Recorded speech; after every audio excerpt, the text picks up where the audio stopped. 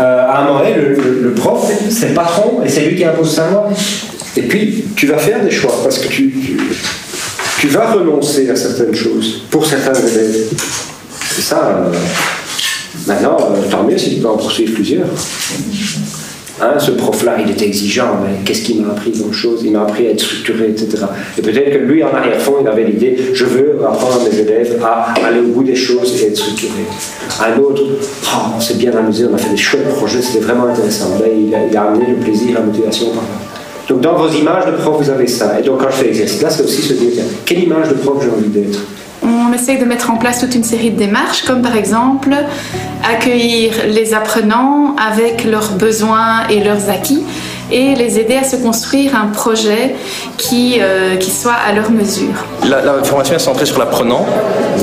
Donc le professeur ne se contente plus de transmettre le savoir aux élèves, mais il va les guider pour qu'ils construisent eux-mêmes leur savoir. Il va essayer de développer leurs compétences et que les élèves soient capables eux-mêmes de développer leur autonomie. Ensuite, quand le projet est construit, il s'agit de les accompagner tout au long de leur formation, mais aussi dans leurs expériences avec le terrain.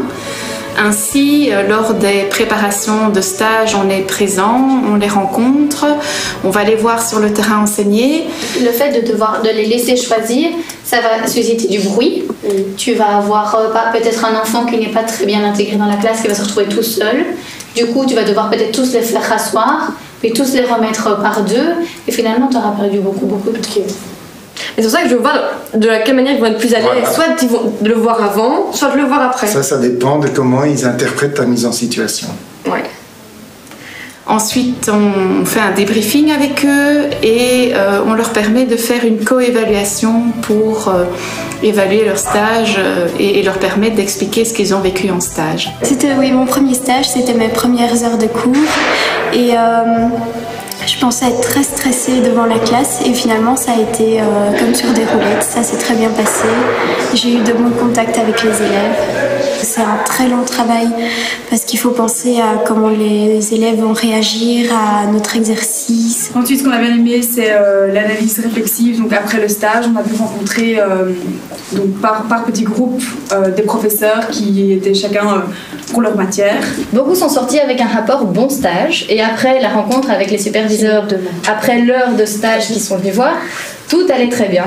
Puis après la coéval, on sort de là, on a un rapport bon stage, mais on est dépité et on se dit non, j'ai raté. Alors que nous, en fait, non. Notre rapport est très bon, mais pendant une heure, on nous tape sur le clou sur ce qui ne va pas. Il n'y a pas de raison de stresser parce que ça s'est bien passé, je sais que c'est ça que je veux faire, et donc justement ça me motive encore plus à aller de l'avant.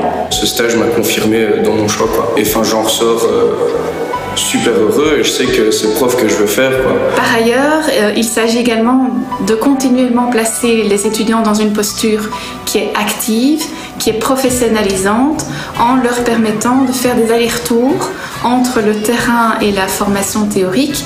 C'est la réalité du terrain, donc c'est ça que j'aime bien aussi. Et donc ce qui est bien dans cette école, c'est qu'on n'est pas tout seul, on n'est pas lâché tout seul comme ça en stage. Il y a les professeurs qui sont là, qui nous aiguillent, qui nous guident, qui nous donnent des informations utiles. Donc, par exemple, avant de partir en stage, on a des rendez-vous pour nous aiguiller, nous donner des conseils. Comme nos étudiants sont souvent bien différents, eh bien, on est aussi amené à faire de la différenciation, à prévoir des activités parfois sur mesure, parfois adaptées ou des programmes spécialisés et de tenir compte des difficultés qu'ils rencontrent éventuellement sur leur trajet pour réévaluer les choix de formation qui ont été faits. Mais on ne peut jamais être préparé à tout. Tu es toujours dans les couloirs, Annie. D'accord? Et alors? Donc on a un cours justement qui s'appelle l'oral et didactique qui nous prépare à être à l'aise devant la classe, enfin surtout à poser sa voix, à savoir. Ouais. Et physiquement on nous dit, c'est un métier physique, on nous dit... Il faut englober aussi la classe de par sa présence, ne pas rester stoïque, de se balader entre les bancs, ne pas avoir d'éthique. Et les côtés, qu'est-ce qu'on fait avec les côtés? On les mesure. On les mesure pour savoir s'ils ont la même taille ou pas.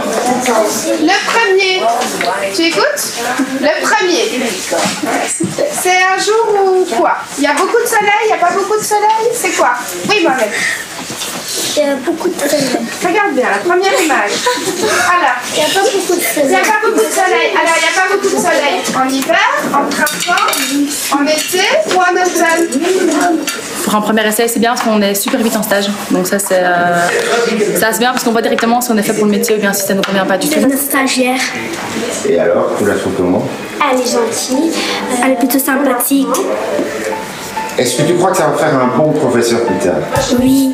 Enfin, en fait, finalement, mettre l'apprenant au cœur de l'apprentissage, c'est aussi faire le pari qu'à leur tour, quand ils seront face à des élèves, ils pourront mettre aussi les élèves au cœur de leurs apprentissages. Mais que l'apprentissage ou quoi serve à l'enfant, que l'enfant se rende compte, mais que ça le sert à grandir, qu'il voit un petit peu le but derrière tout ça. Derrière moi, et tiens-toi dès demain. Dans le Ça leur permet de retenir mieux ce qu'ils construisent eux-mêmes, c'est plus concret pour eux, on va vers de vrais objectifs, c'est plus motivant et donc je pense que oui, c'est une bonne façon de faire les choses. Qu'est-ce qui se passe alors? La ligne elle est là, qu'est-ce qui se passe? Il y a beaucoup trop, hein. J'aime toutes les écoles, pour l'instant il n'y a aucune école qui me déplaît, donc je peux aller dans n'importe quelle école, s'il faut.